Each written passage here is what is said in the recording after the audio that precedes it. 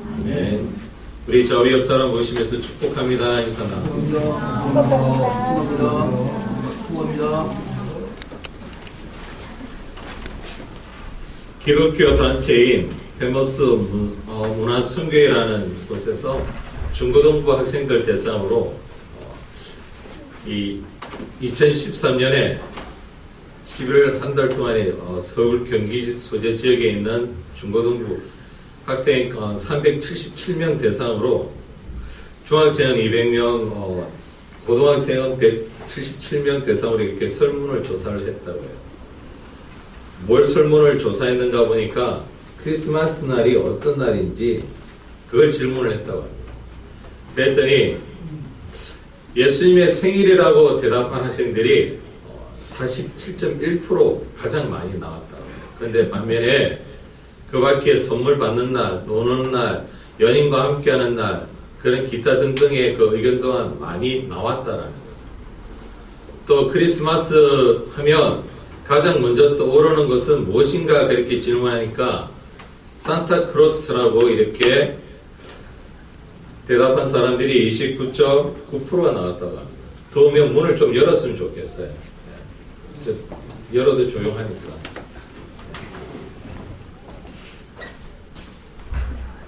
자, 그리고 크리스마스 트리를 떠올리는 사람들이 13.4% 그러니까 2를 차지했다고 합니다. 근데 안타까운 거 정작 예수님을 떠올린 친구들은 7.2%밖에 안 나왔어요. 그래서 오늘 우리가 본문에 등장하는 이 동방박사들, 그러면 이 동방박사들은 크리스마스 그렇게 말을 할 때 과연 그들은 어떻게 생각하고 있었을까? 그들은 어떤 의미로 받아들이고 있었을까?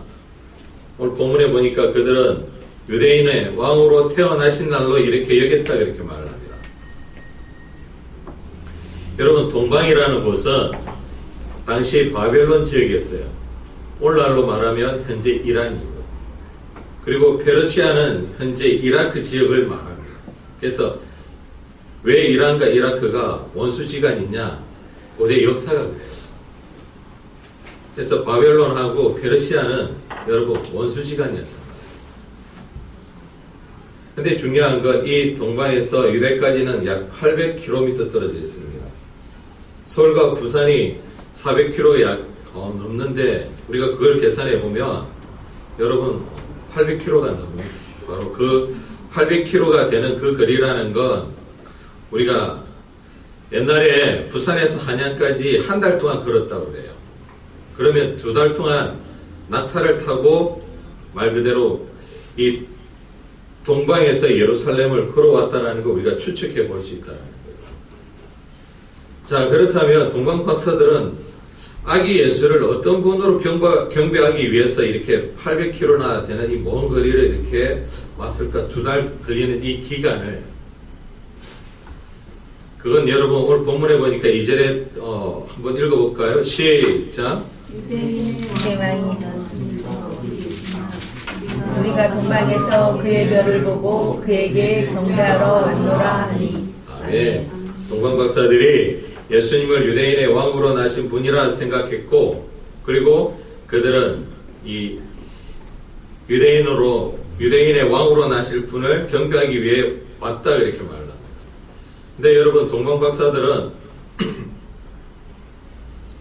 천문학과 점석술을 연구했던 사람이라 성경학자들은 해석을 해요. 그런데 중요한 건 하나님을 알지 못하는 이 이방나라 천문학 박사들이 왜 이 먼 거리를 어떻게 유대인의 왕으로 나신 이 예수님을 기다렸다는 듯이 찾아와 경배하게 되었을까? 민수기 24장 17절에 보면 한 별이 야곱에게서 나오며 한 뿔이 이스라엘에게서 일어나서 모압을 이편에서 저편까지 쳐서 파고, 그렇게 말씀합니다. 무슨 말이냐면 발람 선지자의 그 예언으로 장차 그리스도가 메시아가 오실 것을 예언하고 있다라는 거죠. 또 미가서 5장 2절에 보니까 베들레헴 에브라다야, 너는 유다 족속 중에 작을지라도 이스라엘을 다스리는 자가 내게로 나올 것이라. 그는 그의 근본은 상고요 태초에 있느니라 그렇게 말씀합니다. 무슨 말입니까? 미가 선지자는 메시아가 유대 땅 베들레헴에 태어나실 것을 아주 분명하게 명확하게 말씀하고 있다는 거죠. 무엇을 예언하는 말씀인데 이 베들레헴이 바로 우리가 잘 알다시피 다윗의 고향이에요. 다윗의 고향. 자, 그러므로 메시아는 다윗의 후손으로서 유대인의 왕으로 오신다는 것, 이 부분을 유대인들은 믿고 있었다라는 것인데 그 메시아가 오시기까지 그들은 학수고대했다라는 말인데 여러분, 이 메시아는 구세주, 즉 쉽게 말하면 인류를 구원할 왕이라는 그 의미를 가지고 있는데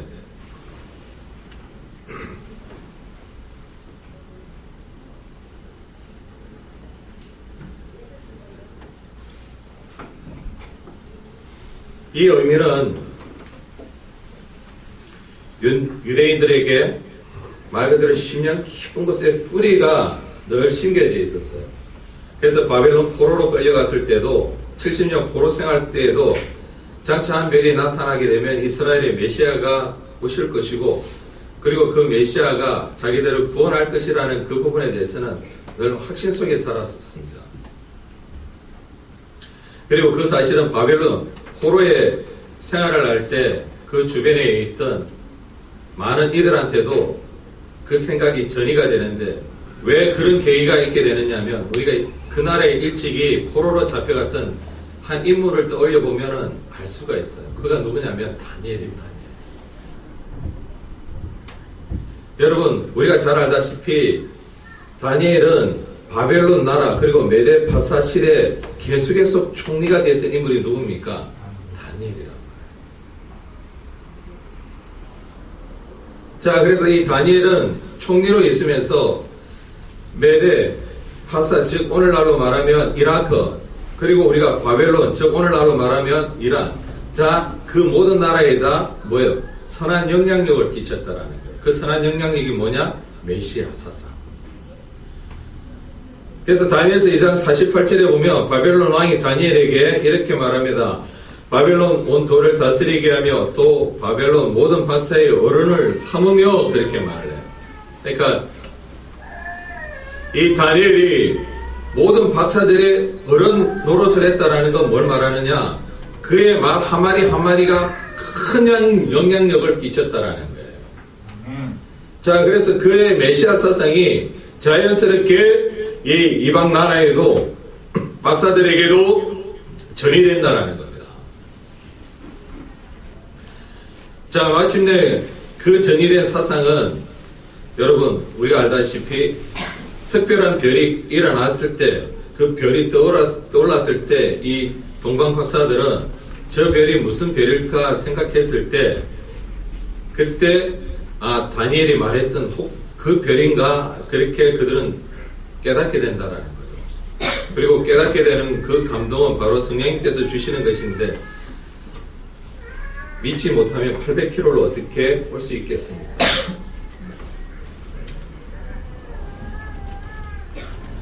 유대인의 왕으로 나실 이에게 경배하러 왔다라는 건 바로 성령의 감화 감동으로 이 동방 박사들에게 다니엘이 전하였던 그 메시아의 사상이 별을 보는 순간 믿음으로 깨우쳐 주셨다라는 걸 우리가 알게 된다는 거죠. 자, 그래서 그들은 2달 동안 유대 땅에 험난한 여정 속에 올 수 있었고, 그리고 찾아왔을 때 이 말을 들은 헤롯 왕은 온 예루살렘은 말 그대로 소동이 일어날 수밖에 없죠. 왜? 자기가 왕인데 또 다른 왕이 태어난다라는 건 큰 충격이기 때문에. 자, 그래서 헤롯은 떨리는 마음으로 제사장과 서기관들에게 그리스도가 어디서 나느냐 묻게 됩니다. 그랬을 때 6절 한번 읽어볼까요? 시작. 또 유대 땅 베들레헴아, 너는 유대의 고을 중에서 가장 작지 아니하도다. 내게서 한 다스리는 자가 나와서 내 백성 이스라엘의 목자가 되리라 하였음이니이다. 아멘. 네, 이가 선지자는 유대 베들레헴에 한 다스리는 자가 나실 것이라 그렇게 말을 합니다. 여기서 다스리다라는 말은 헬라어로 보니까 헤게오마이라는 뜻인데 인도하다, 이끌다, 지도하다라는 그 뜻인데 이 특별한 게 국가를 다스리는 자에게 사용할 때 이 단어를 사용한다는 거예요. 그러니까 작은 보을 베들레헴에 나실 그가 바로 나라를 통치하실 바로 왕이실 그자라. 그가 왕이시다 그렇게 말을 하는데 사실 베들레헴은 아주 작은 보울이에요. 크기는 작은 곳인데 근데 중요한 게 여러분 마을은 작지만 작지 않다라는 건 그곳에 왕이 태어난다라는 건 뭘 말하는 겁니까?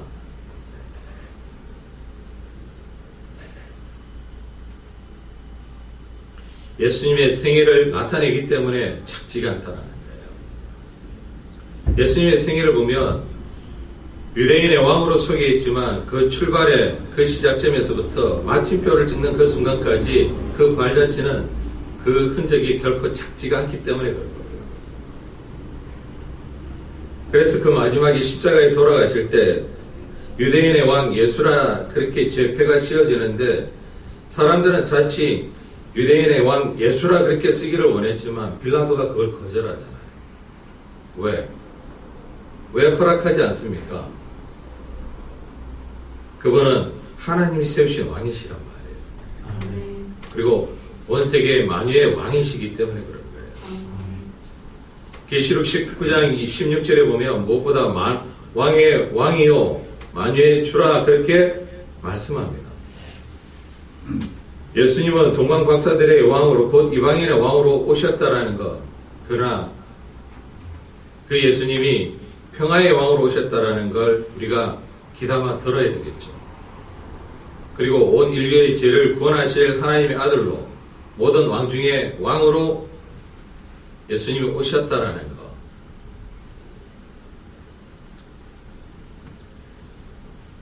그러므로 우리는 예수님이 우리의 왕으로 오신 분인 줄 믿으시길 바랍니다. 아멘. 그래서 우리를 평화의 왕으로 다스리시는 왕이신 줄 믿음으로 받아들이시길 바랍니다. 아멘. 그렇다면 왕으로 오신 예수님은 우리를 어떻게 다스리실까? 마태복음 4장 17절에 보니까 이때부터 예수께서 비로소 전파에 이르시되 회개하라 천국이 가까이 왔느니라 하시더라 말씀하시며 마태복음 4장 23절에 보니까 예수께서 온 갈릴리에 두루 다니사 그들의 회당에서 가르치시며 천국 복음을 전파하시며 백성 중에 모든 병과 모든 약한 것을 고치시니 그렇게 말씀합니다. 예수님은 온 우주의 왕이 되시는 분으로 이 땅에 하나님 나라를 세우려 오셨고 다스리러 오셨다 그렇게 말씀하죠. 예수님은 천국뿐만 아니라 하나님 나라가 가까이 왔다 그렇게 전하셨는데 그래서 제자들에게 주기도문을 가르쳐 주실 때 마태복음 6장 10절에 보면 하나님 나라가 임하옵시며 뜻이 하늘에서 이루어진 것 같이 땅에서도 이루어지리이다 그렇게 말씀하셨어요. 여러분 하나님 나라가 이 땅에 이루어지길 위해 기도하셨는데 하나님 뜻이 이루어지는 바로 그 나라가 임하기를 기도하라 그렇게 말씀하셨습니다. 우리가 배울 때는 나라 하면 영토, 국민, 주권 이 세 가지를 떠올려요. 그런데 유대인들은 다릅니다. 왜? 나라 없는 민족으로 오랫동안 살았기 때문에 유대인들의 개념은 영토 없이 그들은 백성, 곧 주권 하나님이 다스리는 그곳, 여러분 그것이 바로 나라라 그렇게 말을 해요. 그래서 왕이신 하나님이 통치하시면 다스리시면 그것이 바로 하나님 나라라는 거예요. 하나님 왕으로 다스려 주시면 우리는 그곳에서 천국을 경험할 수 있다라는 겁니다. 왜? 누가 다스리느냐? 누가 왕이냐? 이 부분은 참 중요해요. 왜?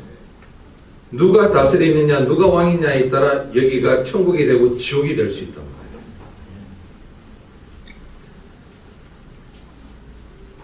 우리는 북한을 놓고 기도합니다. 왜 북한을 놓고 기도해요? 축복교회가 북한의 비전을 놓고 있기 때문이기도 하지만 중요한 건 무엇입니까? 저곳에도 믿음의 형제 자매들이 15만 명이 있단 말이에요.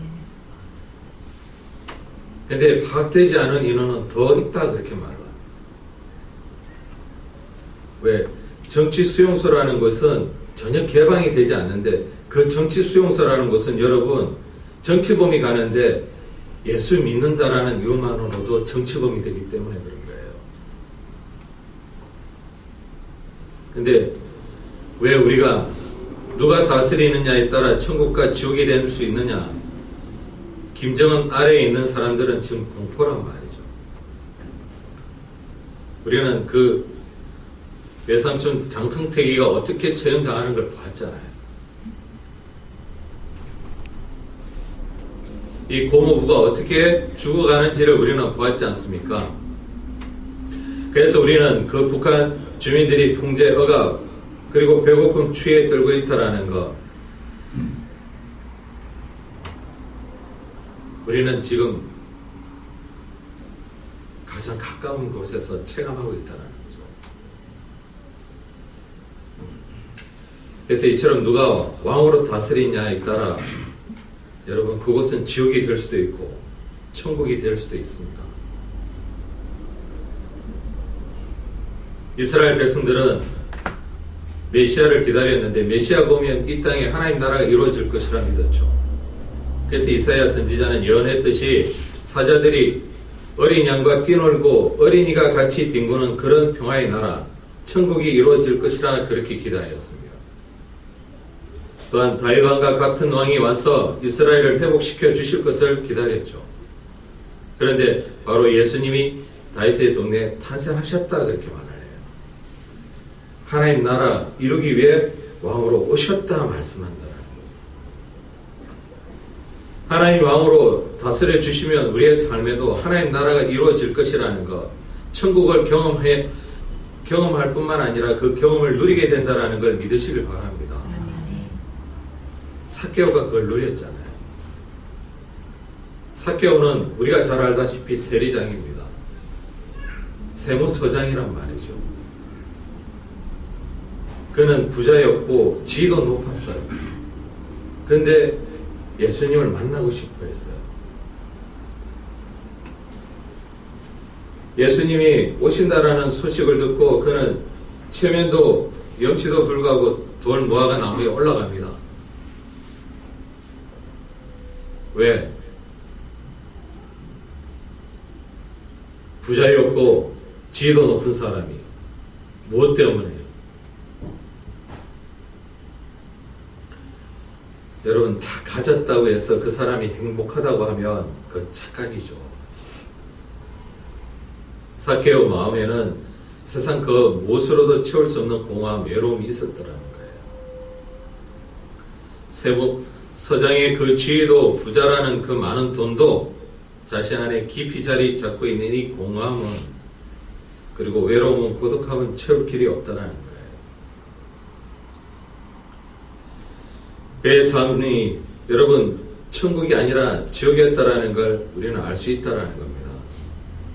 그래서 삭개오가 나무 위에 올라가 있는 그 모습을 보고 주님 뭐라고 말씀하십니까? 삭개오야 내려오라. 내가 오늘 너희 집에 머무르겠다 그렇게 말을 해요. 그건 곧 뭘 말하느냐면 삭개오의 외로움을 보시고 불러주셨다라는 겁니다. 그리고 고독한 삭개오를 불러주셨다라는 거죠. 그리고 공허함, 말로 표현할 수 없는 그 공허함,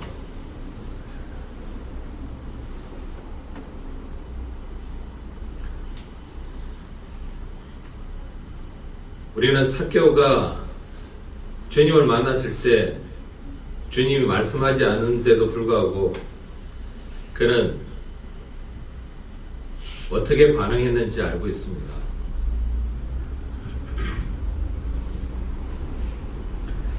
여러분, 돈보다 더 귀한 걸 발견한 사람은 그걸 내려놓을 수가 있다는 거죠. 왜? 세무서장의 그 지위보다도 또 그 명예보다도 돈보다도 더 귀한 것을 그는 얻었기 때문에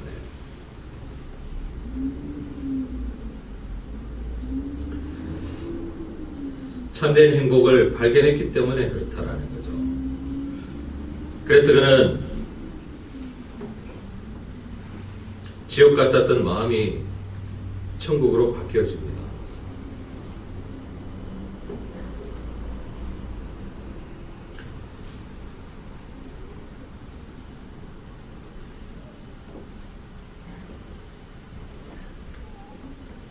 우리 인생의 목자로 오신 그 예수님께서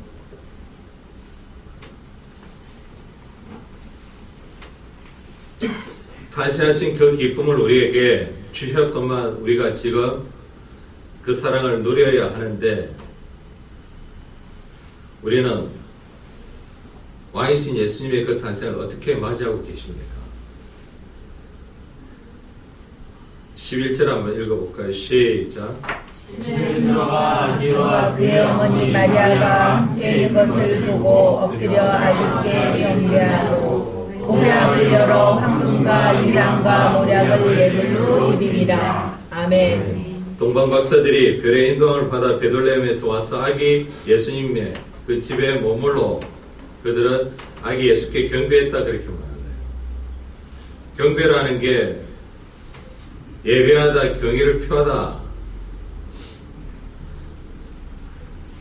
우리가 또 경배하다 그런 의미가 있지만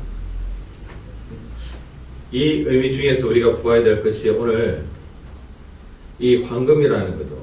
황금은 왕권을 상징합니다. 근데 중요한 건 이 황금 왕권을 상징하는 것도 있지만 변함없는 믿음을 가리키기도 해요. 그래서 베드로전서 1장 7절에 보면 너희 믿음의 시련이 불로 연단하여도 없어질 금보다 더 귀하여라고 그렇게 말합니다. 여러분, 금은 우리가 잘 아는 금은 변하지 않는 바로 그것을 상징합니다. 그래서 많은 사람들이 이 물질 중에서 금을 재련해서 정금을 만들었을 때 그 금이 최고의 가치로 쳐주는 이유가 바로 여기에 있는 거예요. 근데 중요한 건 그 정금보다 어떤 시련이 와도 변함없는 우리의 믿음은 더 귀하다라고 말씀하는 부분을 우리가 주목해야 된다는 거예요. 그래서 동방 박사들이 드린 황금은 곧 왕이신 예수님을 경배함과 동시에 불변의 믿음을 고백하고 있다는 거예요.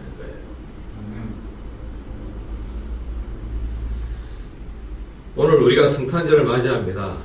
근데 우리가 성탄절을 맞이하는 이 시간 우리 인생의 왕으로 오신 예수님을 영물로 경배하며 더욱 변치 않는 믿음으로 경배해 드려야 될 줄 믿습니다. 왕이신 예수님을 바로 모신 사람은 우리의 최고 귀한 것, 불변의 믿음으로 왕이신 예수님을 경배하고 섬기는 삶을 살아야 하는 것이 성탄을 맞이하는 저와 여러분의 복된 믿음의 자세인 줄 믿습니다.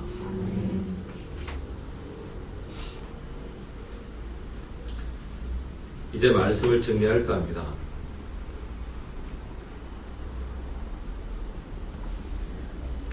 이 땅에 오신 예수님은 왕이신 예수님이세요. 우리를 영원히 다스려 주시는 만왕의 왕이신 예수님,